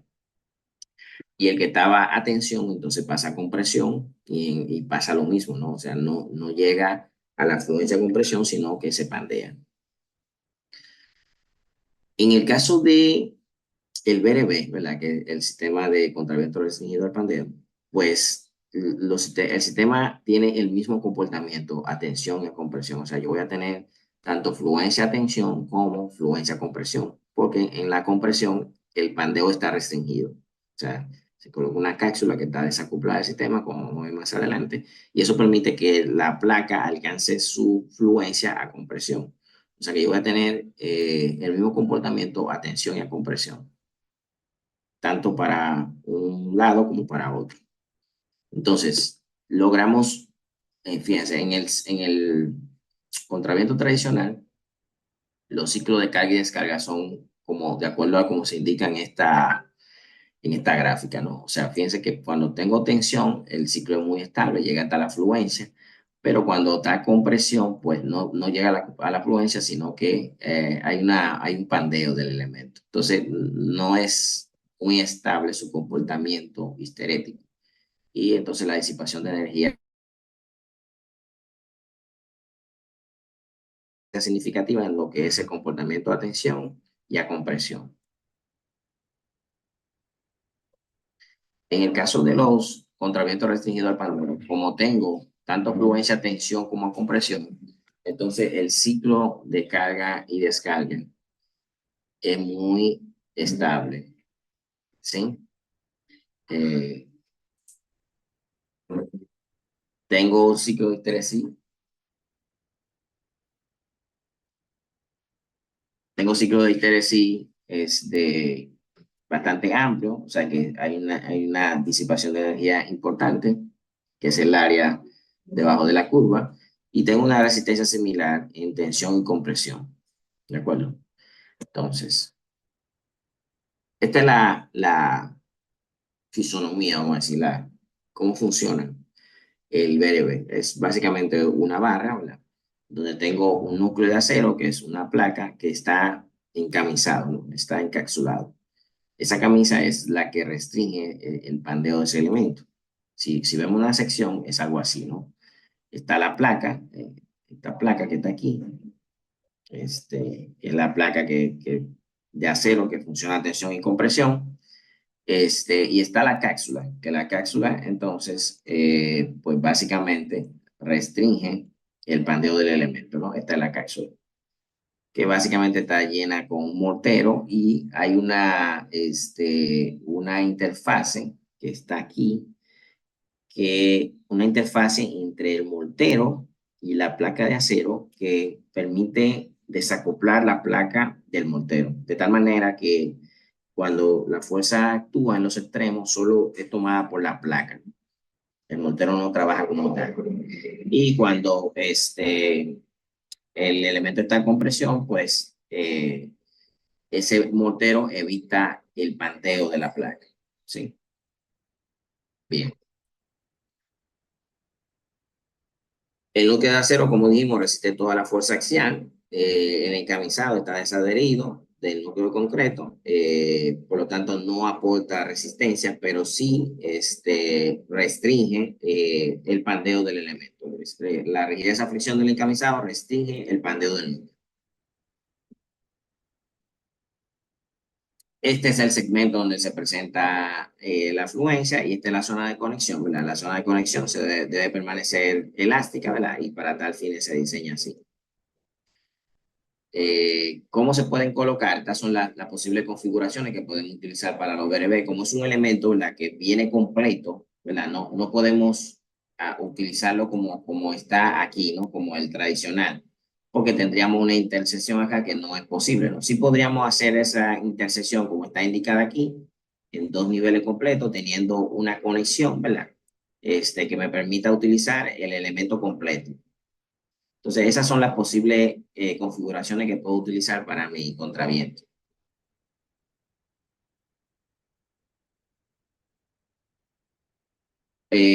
Básicamente, este es el proceso de diseño de los contraventos restringidos al bandeo. Es muy similar. Lo único que hay algunos factores que sí hay que tomar en cuenta a la hora del diseño, ¿verdad? Como es, por ejemplo, el de rigidez, ¿verdad? Fíjense que aunque tengo la sección de la placa, pues en las conexiones tengo un cambio de sección, que eso puede incrementar un poco lo que es la rigidez del elemento. Y también hay unos factores de sobreresistencia que debe de suministrar el fabricante a la hora de hacer los diseños, por ejemplo, de las conexiones. O sea que esto está muy relacionado o vinculado al fabricante, ¿no? A la hora de nosotros utilizar uno de estos elementos, pues tenemos que tener datos que nos suministren la empresa que va a suministrar los BRB. Ya hay software que traen integradas estas secciones dentro de su interfaz, o sea que es mucho más fácil de utilizar. Entonces, la residencia de diseño a carga axial, pues, es la fórmula que todos conocemos, bastante sencilla, ¿verdad? Que sería básicamente el área de la placa, de la sección central, que es la que va a fluir cuando esté el sismo, o la resistencia fluencia, ¿verdad? Del acero que se está utilizando en esa placa. Y esta es la resistencia tanto como a tensión como a compresión. En el caso de la tensión, pues la tenemos para fines de diseño de lo que son las conexiones, ¿verdad? Tenemos que considerar una sobreresistencia y tener en cuenta la resistencia esperada, que sería multiplicar la resistencia que tenemos por un factor de sobreresistencia, RY, y un factor omega que viene dado por el fabricante. Y para compresión tiene una resistencia un poquito mayor que a tensión, pues entonces se agrega otro factor que sería el factor beta para tomar en cuenta entonces esa sobreresistencia. Se puede tomar RY igual a 1, la RY depende mucho del acero que se utilice, si es acero A36, los controles que tenga ese acero, ¿no? Si es acero grado 50, A992, A572, o sea que depende mucho del tipo de acero que se esté utilizando y los controles de calidad que se hayan llevado a cabo para controlar la resistencia máxima fluencia. De hecho, aquí se recomienda un valor de 1 si se utiliza el límite superior del FY, o sea, el límite superior que se espera parece a 0. Entonces, fíjense que en el caso de vigas y columnas se supone que deben permanecer elásticas, ¿verdad? Nosotros vamos a diseñar nuestro edificio para que fluya el contraviento y por lo tanto el diseño de las vigas y columnas se hace para la resistencia esperada a tensión y compresión. ¿Qué significa eso? Que yo voy a considerar la sobreresistencia a la hora de verificar la resistencia que requieren las vigas y columnas. De tal manera que a la hora de que fluya el contraviento, pues la viga y las columnas permanezcan en el rango elástico. Tenemos un esquema de la evaluación de la resistencia. Básicamente sería, o sea, nosotros hacemos un primer análisis elástico lineal donde vamos a determinar cuál es la resistencia requerida de los BRB. Luego de dimensionar esos BRB, entonces nosotros hacemos nuevamente un análisis, pero ya considerando un escalamiento de la fuerza, tomando en cuenta la sobreresistencia que se espera en los BRB. Y entonces ya con esas fuerzas podemos entonces diseñar lo que son las vigas y las columnas.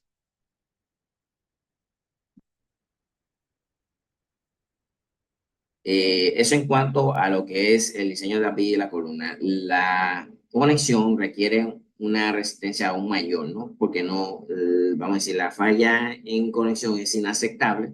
Por lo tanto, fíjense que en este caso multiplicamos la resistencia esperada por un factor de 1.1 para el diseño de lo que son las conexiones. Pero aún así, considerando todos estos factores que hemos visto, ¿verdad? De sobreresistencia, y factor de seguridad, las conexiones para los BRB resultan menos groseras, vamos a decir, que para los contravientos tradicionales, ¿no? Ya considerando todo lo que son los factores de sobreresistencia para contravientos tradicionales, fíjense que como nosotros tenemos una resistencia a tensión y una resistencia a compresión que está gobernada por el pandeo, generalmente en los contravientos tradicionales el diseño está controlado por el pandeo del elemento.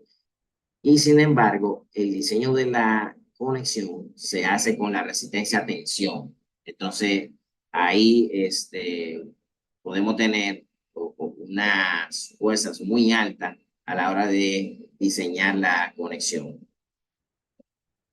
Bien. Entonces, como decía, hay algunos datos que deben de ser suministrados por el fabricante de los BRB, como son el esfuerzo de fluencia del núcleo del acero, el factor de ajuste de rigidez del contraviento, que tiene que ver con la conexión, los factores de sobreresistencia, tanto a tensión como a compresión, y cualquier otra recomendación o observaciones para el diseño estructural del proyecto, como pueden ser detalles, ¿no? De conexiones, formas de conectar el BRB en obra. Entonces, los pórticos al momento con BRB tenemos que son pórticos de acero con arrastramiento concéntrico.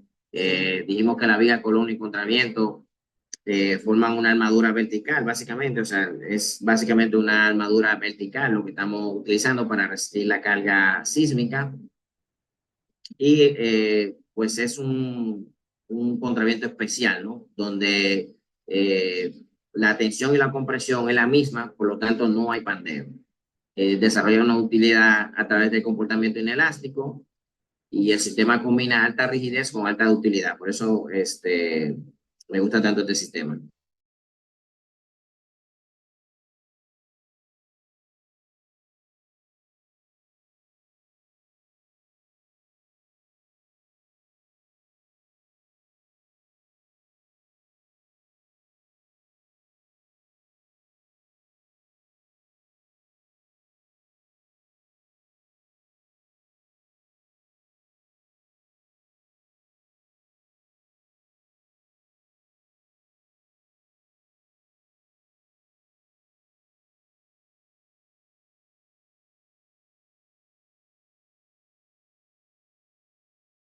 Recording in progress. CFRP.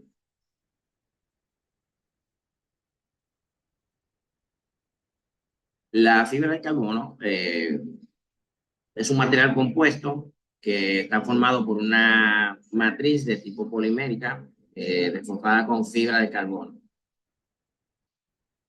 vidrio y aramida.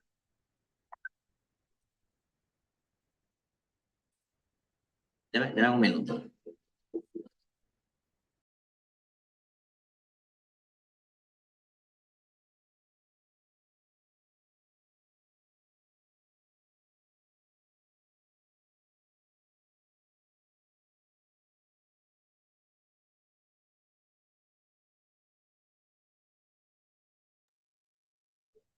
Bien, entonces decía que la fibra es básicamente un material compuesto, ¿verdad? Por una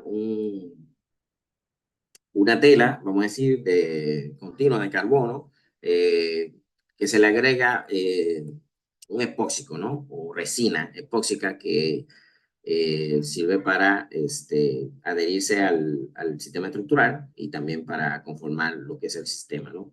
O sea, no se puede ver por separado, sino que hay un trabajo en conjunto. De hecho, las propiedades tienen que verse en conjunto, ¿no? O sea, yo puedo tener las propiedades de la fibra de carbono, pero para fines de la evaluación tengo que tomar en cuenta las propiedades del conjunto, ¿no? Fibra más matriz. Existen varios tipos. Está la de carbono, la de vidrio y la de aramida. Nosotros realmente tenemos experiencia trabajando con lo que es la fibra de carbono, que da una resistencia bastante alta y da buenos resultados para el confinamiento. Con lo que se logra también aumentar la ductilidad en el caso de concreto. Fíjense, la fibra de carbono es un material frágil, en realidad.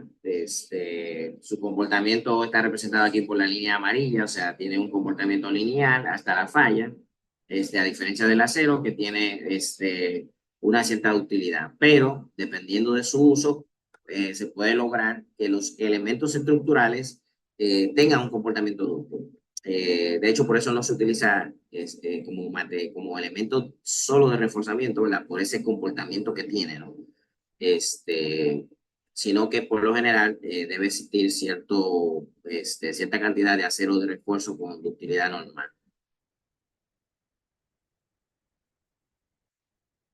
Si nosotros comparamos este sistema, ¿verdad?, de reforzamiento con los sistemas tradicionales, como son las placas de acero, o por ejemplo, un encabezado en concreto, pues la relación resistencia-peso es bastante elevada, ¿verdad? En relación con esos sistemas. O sea, estamos hablando que eso es un sistema que se puede manejar con las manos, no necesita ningún sistema de polea ni grúa para manejar esto.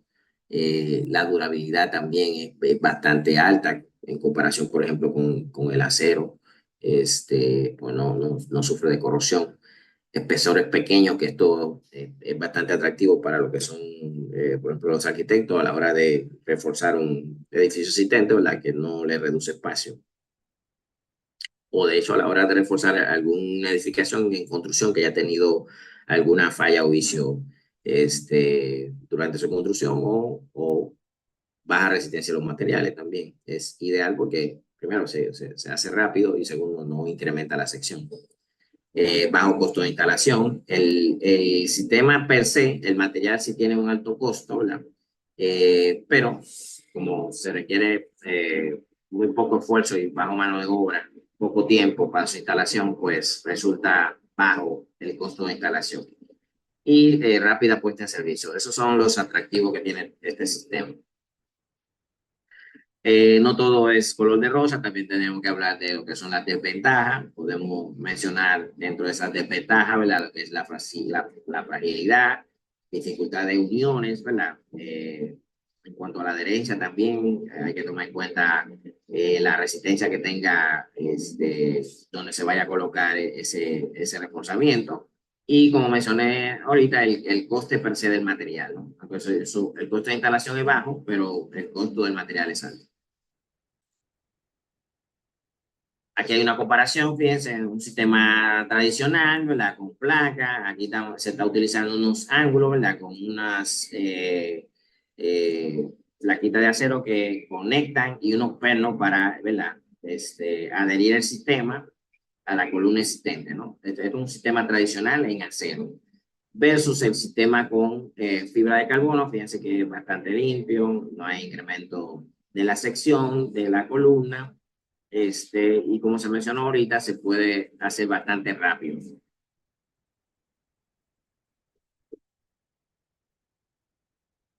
Existen guías para el diseño.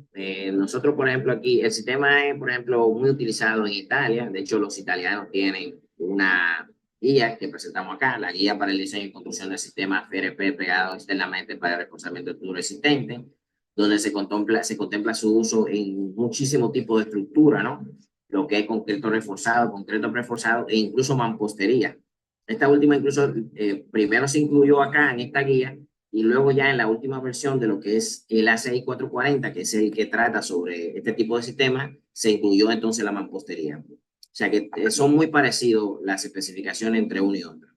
Nosotros, por lo general, pues nos regimos, ¿verdad?, de las normativas norteamericanas y adoptamos el ACI 440 para fines de cálculo y aplicación de este sistema.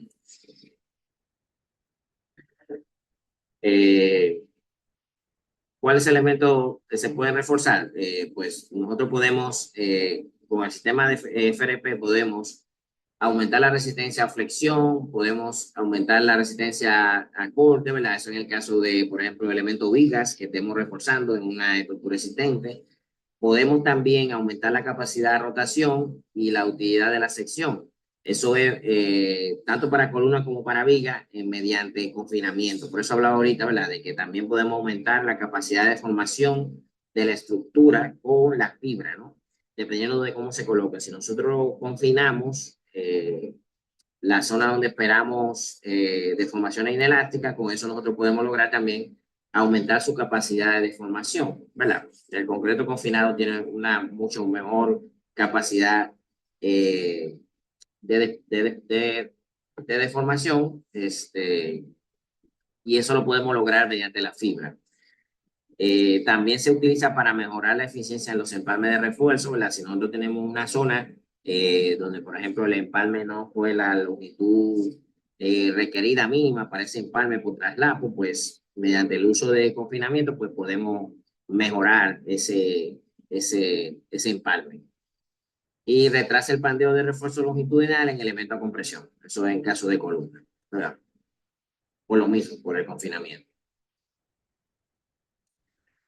Bien, aquí tenemos, por ejemplo, el refuerzo ocultante, que fue básicamente como se utilizó en el caso que nosotros estudiamos, ¿verdad? Se utilizó tanto para aumentar la resistencia al corte como para aumentar la capacidad de rotación y de utilidad en vigas y columnas. Para la resistencia al corte existen varias configuraciones como la que están acá. Se puede utilizar en tira, se puede utilizar continuo o inclinado. Es muy similar al uso de los estribos que se da de acero en el caso de las vigas, ¿verdad? Entonces, dependiendo de ese uso, podemos o colocarlo la envoltura completa. Está un poquito complicado, ¿verdad? Porque habría que pasar la losa existente para poder lograr esa envoltura completa. Lo que sí es muy eficiente, ¿verdad? Porque logra uno conectar fibra sobre fibra y eso garantiza mucho más el confinamiento, de que no va a haber una falla por adherencia de la fibra. Podría ser también en forma de U. Muchas veces se refuerza con un elemento transversal para mejorar la adherencia, ¿verdad? Porque podríamos tener una falla por adherencia, no por rotura de la fibra, sino más bien por adherencia. O en casos de poca demanda, para esfuerzo cortante, pues se puede utilizar una capa en cada lado. Aquí se ve cómo se comporta la viga, ¿verdad? En el laboratorio, dependiendo de cómo se coloque y el número de capas que se coloquen en la viga, pues fíjense cómo logramos no solamente aumentar la resistencia, sino también que se logra aumentar la capacidad de deformación, que es un punto muy importante en el caso del diseño sismo resistente, ¿no? La capacidad de deformación. Aquí también se ve una columna ensayada en laboratorio, donde se ve que la sección aquí es rectangular, ¿no? La fibra es bastante eficiente en el caso de la sección circular, ¿verdad? Para confinamiento, porque tengo esfuerzos radiales y entonces está en la dirección de la fibra, vamos a decir, de donde está colocada la fibra. En el caso de la columna cuadrada, pues no es tan eficiente, ¿verdad? Porque ahí se presenta cierta flexión en la fibra, entonces incluso estamos limitados en cuanto a la relación largo-ancho para el uso de la fibra en el caso de secciones cuadradas. Pero el confinamiento logra un incremento de lo que es la resistencia a compresión y flexión, ¿verdad? De la columna, y también logra aumentar la capacidad de rotación o de formación. O sea que con el confinamiento, la fibra, en el caso de la columna, nosotros podemos lograr tanto un aumento de resistencia, aunque es muy marginal, porque es un aumento de resistencia por confinamiento, o sea, lo que se logra en el aumento del F'C, vamos a decir, del concreto, como también un aumento de la capacidad a deformación, que creo que es el punto más fuerte, ¿no? De poder lograr un aumento de la capacidad de deformación de las columnas y de las vigas. Entonces, este es el efecto que da el confinamiento por FRP, o sea, por fibra de carbono, que de hecho es muy similar al comportamiento que logramos también con el confinamiento por estribos, ¿no? O sea, nosotros logramos aumentar la capacidad de formación del concreto, ¿no? Y se logra también un ligero aumento de lo que es la resistencia, el F'C. Por eso también es muy utilizado en el caso de caídas de la resistencia del concreto en obras en construcción. Pongan ustedes que la resistencia del concreto no esté dando, pues el uso de la fibra por confinamiento podemos alcanzar una mejoría de esa resistencia.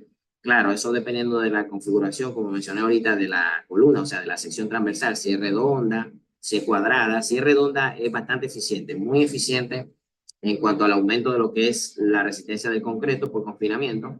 Pero si es cuadrada o rectangular, pues ahí es un poquito más difícil poder lograr ese aumento de la resistencia del F'C. Y también con las dimensiones que tengamos, ¿no? Si no es lo mismo tener una columna, qué sé yo, 30 por 30 que una columna 50 por 50, 60 por 60, va perdiendo eficiencia.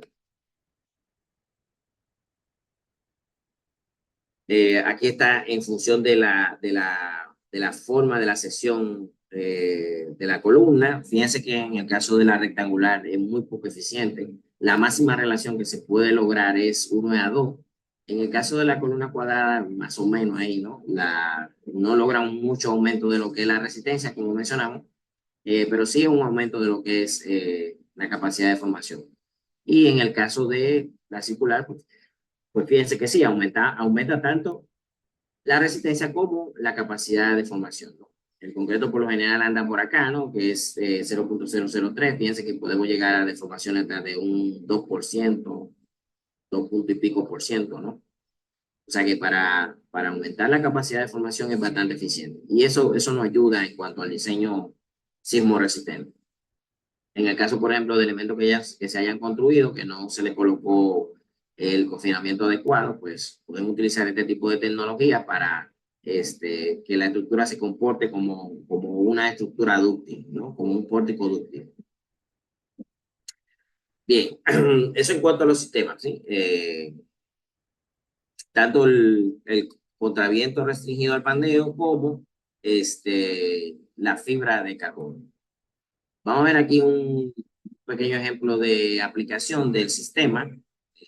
Un edificio en Santo Domingo, que nosotros eh, llevamos a cabo una evaluación, un estudio de vulnerabilidad. Hicimos un retrofit utilizando precisamente estos dos sistemas, estas dos tecnologías. El contraviento restringido al pandeo y la fibra de carbono. Era un edificio de los años 70, bastante viejo, incluso anterior a la normativa sísmica oficial que existe en la República Dominicana, que es de 1979, que fue elaborada por la Sociedad Dominicana de Ingeniería Sismológica y Sísmica, Sodosísmica, y que se actualizó recientemente bueno, no tan recientemente, pero se actualizó en el 2011, ¿no? Después del sismo de allí del 2010 en el 2011. Y ahora actualmente está en proceso de revisión. Como dije, el edificio es anterior a la norma, no tenía el acero de confinamiento en los nudos, por eso entonces se indicó el uso de la fibra para lograr este confinamiento, tanto en las columnas como en vigas, y para lograr también un aumento de la resistencia al corte. El edificio también presentaba problemas de rigidez. Fíjense que aunque el edificio es bastante regular, es bastante cuadrado, tiene una distribución muy similar de vigas y columnas, pero existe una concentración de muro en esta zona que hacía que el edificio tuviera desplazado su centro de rigidez con respecto a su centro de masa hacia este lado, o sea, hacia la izquierda, ¿no? Este núcleo existente estaba desacoplado del edificio. Nosotros lo que hicimos fue que lo conectamos para compensar un poco esa rigidez. O sea, originalmente el edificio no tenía ningún tipo de muro del lado derecho y todos los muros estaban del lado izquierdo, lo que generaba un problema de torsión. Entonces, por eso se decidió, ¿verdad?, a conectar este núcleo a la edificación existente y además de eso, agregar unos contravientos poniendo mayor rigidez de este lado. De este lado agregamos 2 y de este lado agregamos. El sistema también no contemplaba pórtico en la dirección X, vamos a decir, por lo que también agregamos entonces contraviento en esta zona acá y en esta zona para tomar lo que es la carga lateral en la dirección X. Esto es básicamente los contravientos que se pusieron. Como dije, en el lado derecho se agregaron dos vanos, 2 crujías con los contravientos restringido al pandeo, mientras que en el lado izquierdo solo se agregó uno, ¿no? Como teníamos suficiente rigidez ahí con los muros existentes, pues para compensar también un poquito, ¿no? Y acercar más el centro de masa al centro de rigidez. Aquí no está la elevación lateral, pero en los laterales también, como dije, se agregaron unos contravientos, ¿verdad?, para tomar la carga en la dirección X y el sismo en la dirección X. O sea que teníamos contraviento tanto en la dirección X como en la dirección Y. O sea, para tomar el sismo en esta dirección y para tomar el sismo en esta dirección. Y con el confinamiento, pues ayudaba entonces a darle capacidad de formación a las vigas y columnas, de tal manera que si fallaban, pues siguieran, o sea, no hubiera una falla frágil, ¿no? Siguieran teniendo capacidad de formación, de tal manera que los contravientos tomen la carga. Aquí se ve ya el proceso de aplicación del confinamiento. Primero eran columnas cuadradas, primero se limpia, se quita lo que es el pañete, ¿verdad? No sé si en Bolivia se utiliza un acabado de terminación que se coloca como una especie de mortero que no es estructural. En Santo Domingo se utiliza, pues entonces removemos ese pañete que no es estructural, nos vamos directamente a la superficie de la columna. Esa superficie se alisa, se pone que no tenga ninguna eh, eh, cavidad o ninguna irregularidad que pueda afectar la fibra. Y además de eso se redondean los bordes, ¿verdad? Para evitar ese filamiento que tienen los bordes, para poder aplicar la fibra y que confine el elemento. Aquí se ve la aplicación en las vigas también, igual se prepara la superficie, se redondean las esquinas.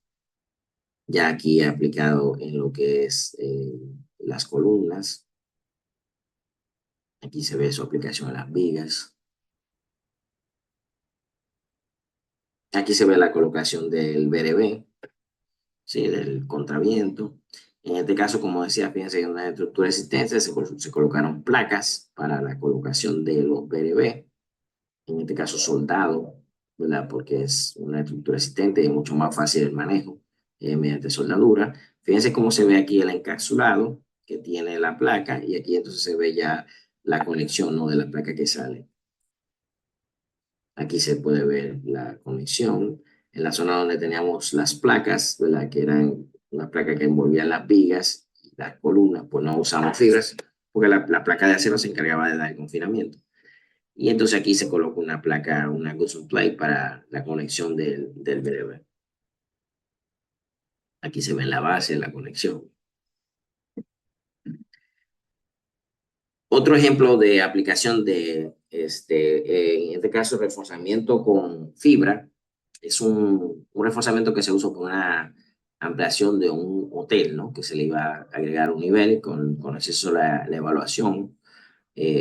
Ante carga lateral, pues había un muro que fallaba por cortante, ¿no? El diseño original o el diseñador original propuso una serie de tiras de acero para su reforzamiento y unos angulares en los extremos, pero fíjense la cantidad de tiras que hay y los pernos que había que colocar ahí, ¿no? O sea, primero el trabajo, todo el polvo, el hotel tenía que seguir operando, no podía dejar de operar. Bastante traumático para el hotel hacer este trabajo. Además de todas estas perforaciones que había que hacer en el muro, la que también podía, vamos a decir, afectar la misma resistencia existente del muro. Se hizo una propuesta alterna de utilizar fibras de carbono para el reforzamiento al corte y agregamos aquí unas fibras transversales para mejorar la adherencia de los extremos, como teníamos poca distancia para lograr una adherencia buena, en este caso, ¿verdad? Pues se colocó la fibra transversal para lograr compensar esa falta, ¿no? Por la forma del mismo muro. Entonces, esto fue una solución más eficiente, ¿verdad? Porque primero se tomaba menos tiempo. Este trabajo creo que sí fueron 2 o 3 días, más limpio. 2 o 3 días por el horario limitado, ¿no? Había un horario limitado en el que se podía trabajar, por lo que decía, el hotel no podía dejar de operar. Mucho más limpio y más fácil de aplicar, aunque el costo era ligeramente mayor que la otra solución, pero era menos traumático para lo que era la operación del hotel.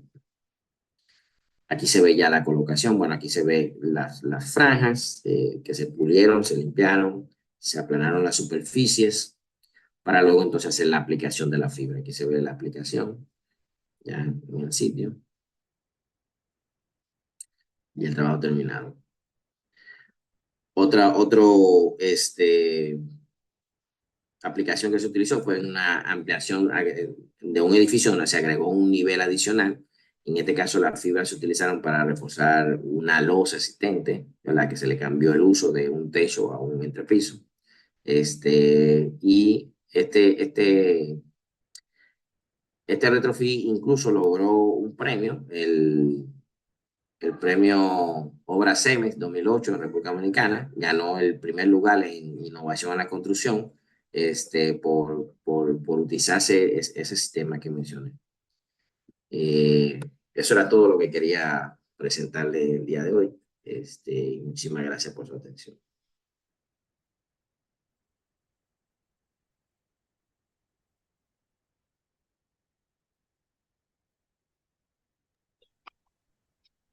Perfecto, querido ingeniero.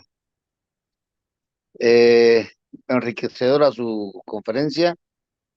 Estamos muy agradecidos por su presencia en este chat, en este Zoom, y esperamos recibirlo de la mejor manera aquí en Santa Cruz, el 7, 8 y 9, que serán las conferencias presenciales.